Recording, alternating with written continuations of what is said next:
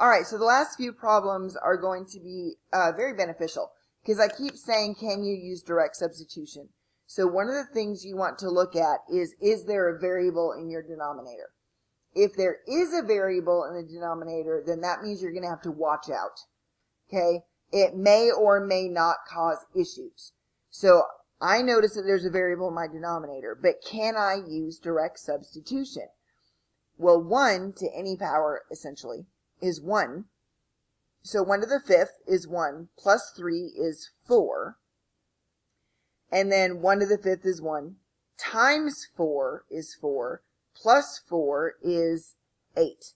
So did anything horrible happen? No, and that reduces to a half. So watch out for variables in denominators.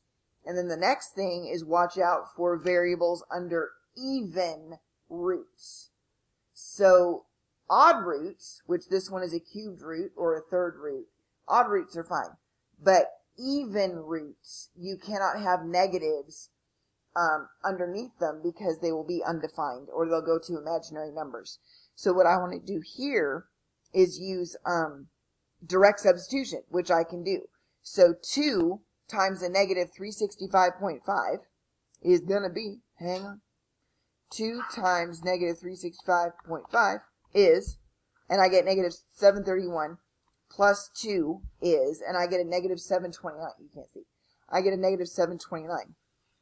So what I want to do from there is take a third root. So you have a couple options. Remember that I can raise this to the 1/3 power, and that's the same thing as taking a third root.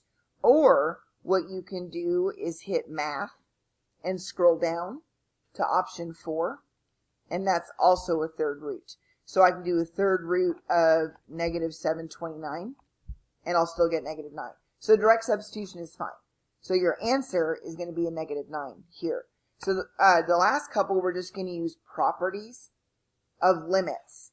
So, and I'm going to write this one out. What you have here is hard brackets surrounding f of x and g of x. So what this is saying is, because remember math people are lazy, the limit as x approaches a of f of x minus the limit as x approaches a of g of x. Okay, it's just easier to say, well, I'm taking the limit as x goes to the same value. So it's easier to just say, okay, take the limit of the whole thing. Well, the fun part is we know the answer. Because what is the limit as x approaches a of f of x? This part is 5. Minus this part is 7. So this goes to 7. So what's 5 minus 7? You got a negative 2.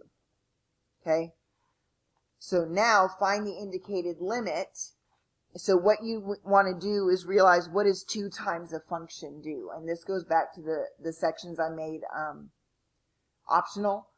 If you have a constant multiple in front of your function, it will stretch it or compress it. And since you're finding the limit, which means you're finding the corresponding y coordinate, then what you could do is rewrite this as the limit as x approaches a and pull that 2 out front as a constant multiple. Okay, so then can I work this problem now? So again, the 2's job can either be done out front or it can just be attached to your actual function. So when I do this part, do I know the answer to that? Yes, I do. It's a 1. So that becomes a 2 times a 1, which happens to be 2. Okay, so these are properties of limits. The next one I'm going to let you do because you're going to multiply by 2, multiply by 3, subtract. Okay, so I'm going to let you do that. The last one is going to be along the same lines. What on God's green earth is going to happen? So can I use direct substitution? So the first thing I notice is that I have a variable in my denominator, so I better watch out. But I'm going to try direct substitution. So my numerator will be a 1 plus 1 over, what's my denominator? A 1 minus 1. So that gives me 2 over 0. You're not allowed to divide by 0. That's undefined. So for right now, 2 divided by 0, I can't do that. So guess what your answer is? It does not exist. So your limit does not exist.